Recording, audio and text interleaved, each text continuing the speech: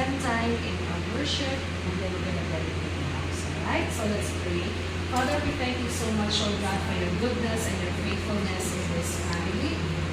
We are standing at the fulfillment of your promise, oh God, for every tither that you're going to bless the work of your hands. They're going to open the windows of heaven for the family. And thank you so much, oh God, that you have been so good to them. We invite your presence and we know, Lord, that you are the most important witness in this dedication. This we pray in Jesus' name. Amen. So let's open up our hearts to God. Now the Bible says that we need to live in our own dream house because that is the will of God for each one of us. And everybody say, Amen. Sabi ko sa Isaiah 32 verse 8, my people will live in a peaceful dwelling place, in secure homes, in undisturbed places of rest. Wow! So yan po ang kalooban ng Panginoon. First of all, for you to live in a peaceful dwelling place. Peaceful ba? Very peaceful, di ba? Opo. Very peaceful. Secondly, in the same verse, it should be a secure place. It is very secure. In fact, pag ako nakapunta dito, kinuwanan ako ng ID. Diba? And it also says, undisturbed place of rest.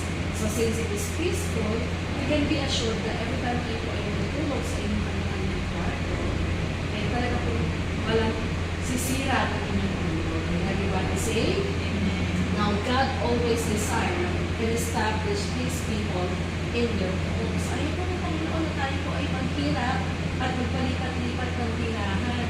Now, we are just at the mercy of the landlord. Kapag gusto nilang gawin yung bahay nila at gusto nilang i-renovate, kahit kung may contract mo, minsan they will kick you out. But that's not the will of God for us.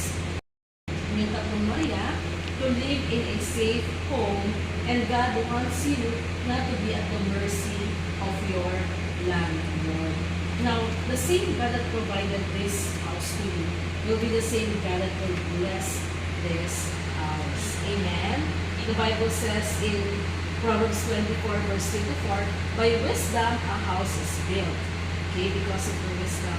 And through understanding it is established. Through knowledge, its rooms are filled with rare and beautiful treasures. Ilang kwarto po itong bahay mo? Lima. Bakit ba ako hindi nagtataka na lima ang kwarto? Kasi tatlong Maria, may guest ha, may guest room. Para kay nanay ko ito dalos. Diba? So sabi ng Panginoon, nalooban niya na magkaroon ng mga beautiful treasures ang bawat kwarto. Amen. Sabihin, happy memories with the family.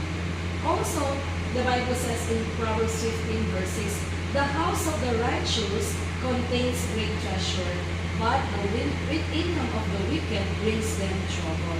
How many righteous people are here? Amen. Okay, so sabi ng Panginoon, the house of the righteous brings great treasure. Okay, but the income of the wicked brings them trouble. So, unlike the wicked, the income that is supposed to be a blessing to them, it brings them trouble. But for you, your income brings you treasure.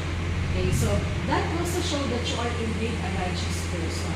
Dahil every income na tinatanggap mo, it becomes a treasure like this. Gaya ng sinabi niya, masarap, marami silang property. In the name of the Father, of the Son, and of the Holy Spirit, and Lord, we recognize, so God, that you are the giver of this blessing for every part of this house, oh God. All the rooms, Lord God, the living room, the kitchen, the dining, the garden. Lord, every part of this house we dedicate to you in the name of the Father, of the Son, and of the Holy Spirit. And once more, God, we want to give back all the glory and all the praises to you because you have been so good and so faithful to this family. Thank you, Lord, that this is indeed a blessing of a tither. I pray for protection for every person, that every family member. I pray for protection of asset, oh God. I pray, Lord God, that you will continuously bring blessing for this family, that every house, every room, oh God, will be filled with rare and beautiful treasures. Let there be good relationships as well to the families. And let your name be glorified, oh God, in this house and in this family. And once again, Lord, we dedicate this to you in the name of the Father, of the Son, and of the Holy Spirit. Amen. din. At buti na lang, nakapagpa-picture tayo sa labas.